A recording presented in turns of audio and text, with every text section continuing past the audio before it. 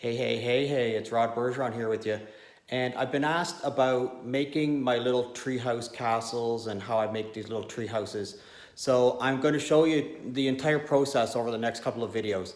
You're welcome to follow along. Please, if you have any questions or comments, I'd love to hear from you. If you want to ask me anything, you're welcome to. Thanks a lot. Here we go.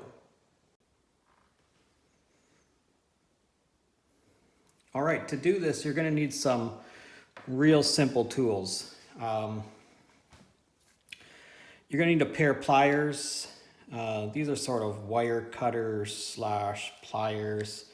These are just simple little wire cutters. Um, these are small, but you can do it with just a regular pair. Um, Utility knife. These are razor sharp, so you have to be super careful with it. But I mean, this is really inexpensive. You can get a utility knife like this at Walmart or a hardware store or anywhere like that for a couple of bucks, and the replacement blades in them just snap off. So whenever it gets dull, you just snap it off and you have a fresh one. Okay, you're gonna need a pencil. I use a metal ruler, but whatever ruler you got, really, it doesn't even have to be a ruler, a straight edge. And this is called a coping saw, and you don't need this. This is just in replace. This will speed up your work a little bit. And some wire. So this is wire, 20 gauge wire that I got from the dollar store, and you'll see it's $1.25. And that's for 45.72 meters, 150 feet. So you can make a lot of stuff with that wire for $1.25. And this is black wire, which I prefer to use. And again, this is from Home Depot. This is maybe like $4 or $5. And again, it's 20 gauge wire, 165 feet. Okay, so it's super inexpensive, and there's a million different uses for this. The other thing you're gonna need is some glue. I use Weld Bond, toothpicks to spread the glue around. But really, for right now, for the base part of it, that's all that you're going to need as far as tools go.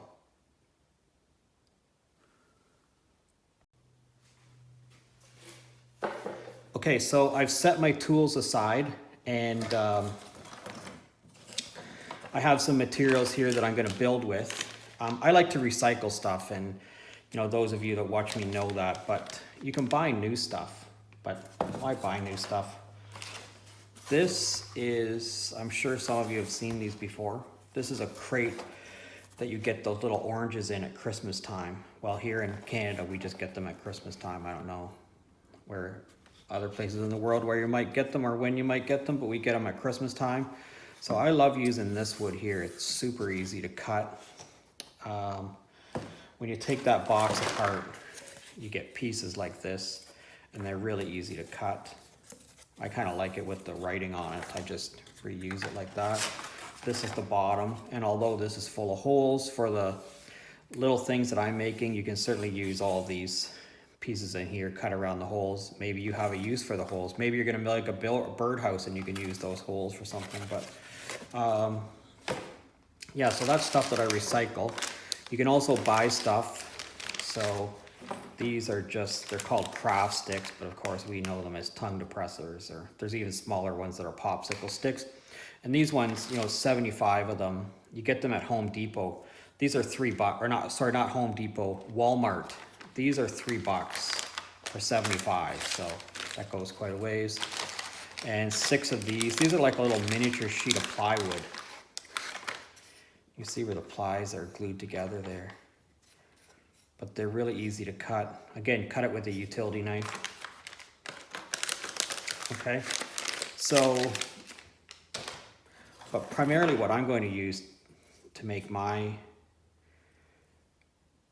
little platform for my tree houses, I'm going to use these, which are just sticks that I got from Lake Ontario. So this is all driftwood stuff. And I thought this one was kind of creepy looking, so I thought this might be a good basis to start from. Okay, so the way that I do this is I put this on the wall, and you'll see this sort of naturally lays down on this piece of plywood like that. That's how it's probably gonna lay on the wall, but I'm gonna make it so that, yeah, I'm gonna make it so that it lays like that on the wall, which means my hook for this is going to go up in here somewhere, if that makes any sense. This part right here is, you know, off the table. You can see where this passes through here, right? So my hook is gonna be in here somewhere, which means this is going to be off the wall. Okay, so the way I make these tree houses is I don't measure anything. I do this all sort of just off the cuff. I know that I want this particular little tree house is going to have a castle. I know it's going to be about that long. Okay, so when I lay this stick down here and I go, it's going to be about that long, right? This is going to be the back one, so it's going to have to be fairly strong. So I'm going to say about that long. So I just take that stick and I just break it. I don't try to be nice about it. I just break it. So that's going to go across the back. All right. Now I need this platform to come out and across. So I need another one to come across here, which is going to be about the same length. So I'm just going to use this piece right here. And you'll see when you break it off relatively the same. And then I need two pieces to come out, one out there and one out there. This might be a little thick for that. Not only that, this has a really good notch in it now, and I might use that as my front support, which I'll show you here in just a second. Okay, that's probably going to be a really good front support actually. So I have my piece that's going to appear at the front. I need two sides now. So I know I want it to come out. You have to make it a little bit longer. The other thing is you want it to be a little bit rough. This is, you know, I make these tree houses to look like a kid made them, all right? I shouldn't say I make them to make it look, I'm trying to make it look like a child built the tree house. I'm an artist who's trying to step into a child's shoes, if that makes any sense. So I'm gonna break that. And again, I'm trying to break it so it's not neatly cut or anything, okay?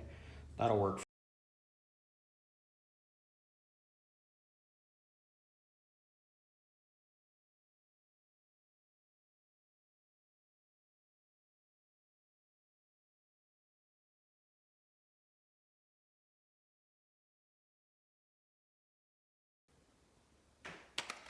Okay, so here's where the wiring comes in. And you're always going to need, you should always cut more wire than you actually think you're going to need, okay? It's like, it should be a rule, I guess. So I'm going to use that much wire. And I hope this black wire is showing up on camera. And I'm going to attach this onto here. And so the way that I do that is I just wrap this around at least once, if not twice. Okay, you see that? Put something white underneath there. See that? See that? It's wrapped around there. Okay, and then I know that this is going to go onto here. I should also say that at the beginning, I don't cut anything off at the beginning. So I'm just going to wrap that around the back. Just going to wrap it around the back and give it a couple of good twists. But I'm not going to cut that off right now. Okay? So that's not too bad. Remember, we're going to want this to lay fairly level, but you can level all that out later, obviously. Now I'm going to put another piece of wire right on here and wrap it around the large part.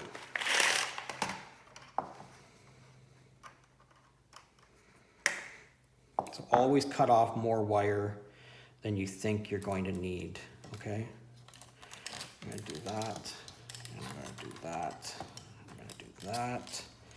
I'm going to push those together, and I'm going to wrap, trying to stay in camera frame here, flip this over, okay, and then do that. I'm going to grab this one with the pliers and just give it a good twist. You'll hear the sound that it makes.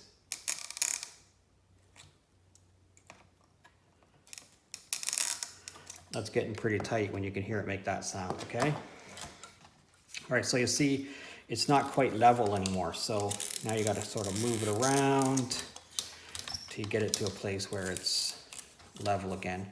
But all that doesn't really matter at this point because you're going to be able to come back later and straighten this all out. Okay, get those to lay flat there.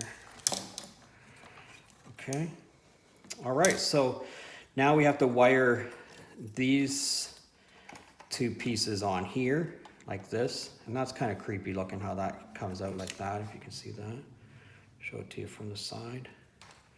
Okay, so those are going to get wired onto there.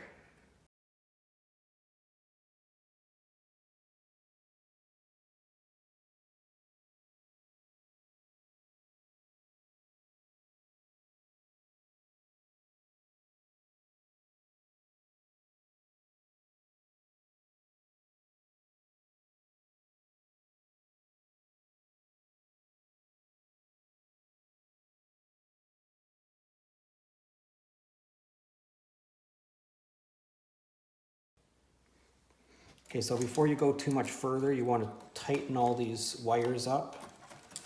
So the way I generally do it is I grab it with the pair of pliers, and I got to put my glasses on for this part. Give it a good couple of twists. Not too many or you'll break the wire, okay? This is not super strong wire because it's pretty thin. But you'll hear, when you hear that noise, you know you're getting pretty tight. Okay, so don't go too much further than that. You'll snap the wire. And again, the same with this.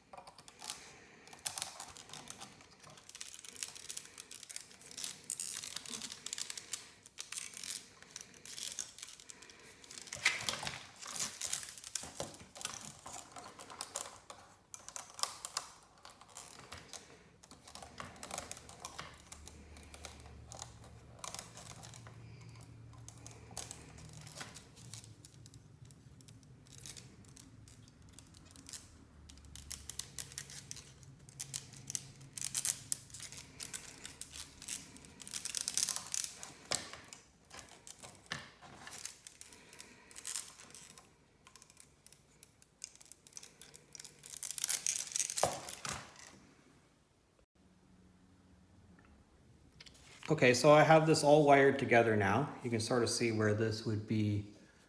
This is going to be the platform. So this, what I have here, see, this is where the platform is going to be. If you see that from the side there, from the front. Okay, that's where the platform is going to be. So you have to put this on the wall now.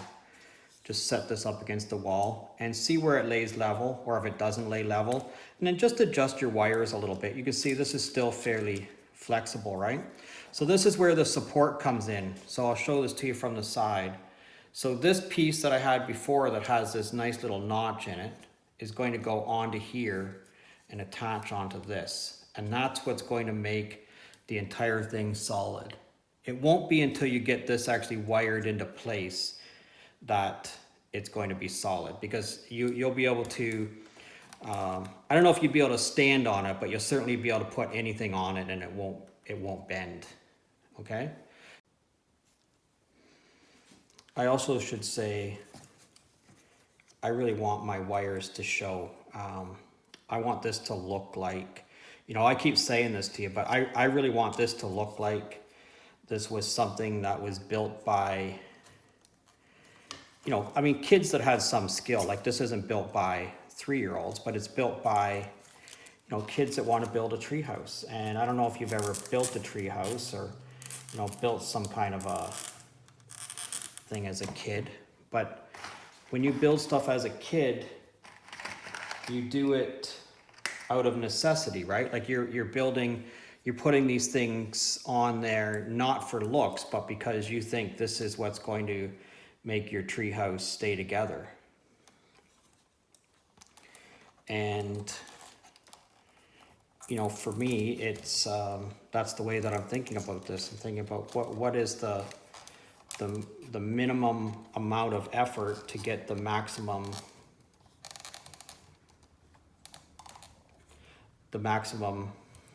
I don't know if the word is even maximum, but I'm trying to build a tree house that's going to stay together so me and my friends can use it this summer. That's the way I guess I was thinking about it as a kid. I'd really like to do this as an adult. Can you imagine as an adult what your tree house would look like?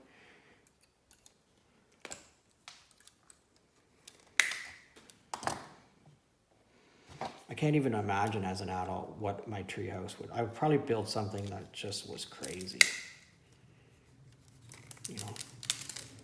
All right, that's it.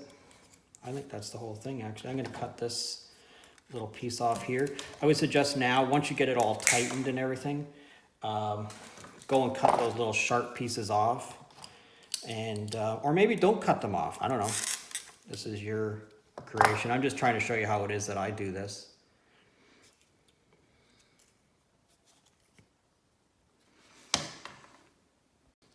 So now what I do is I actually put it on the wall. I put it on the wall and I look at it and I say, hey, is that level enough? And that's probably pretty level to start building. It's got all these weird little pieces coming off it, so it's kind of cool looking like that.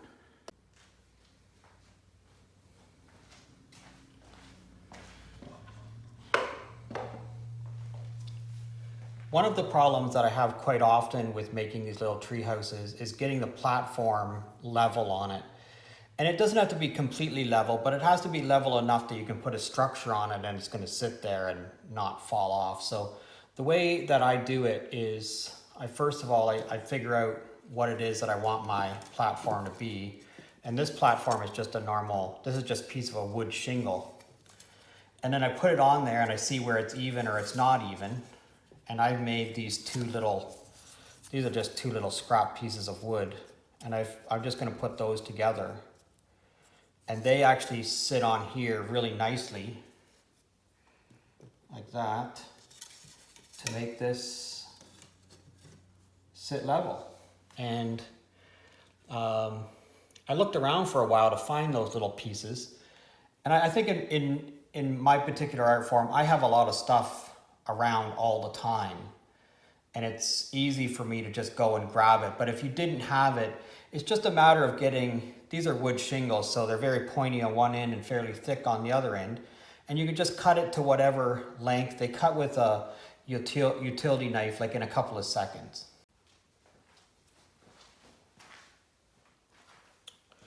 Okay, so I'm just going to take these 2 things and glue them together and glue them onto there.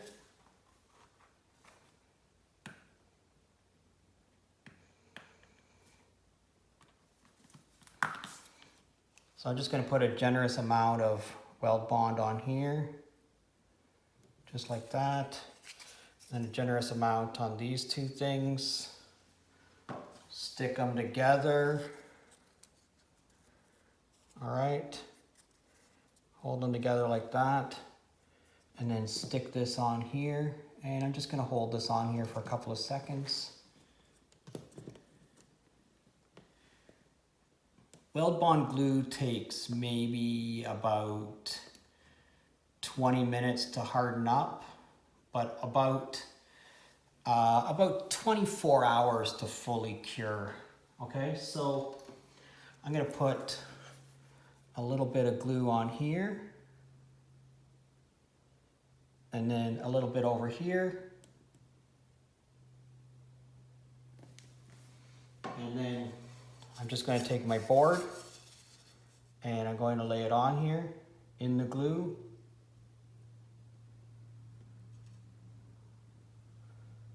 Give it a little press down.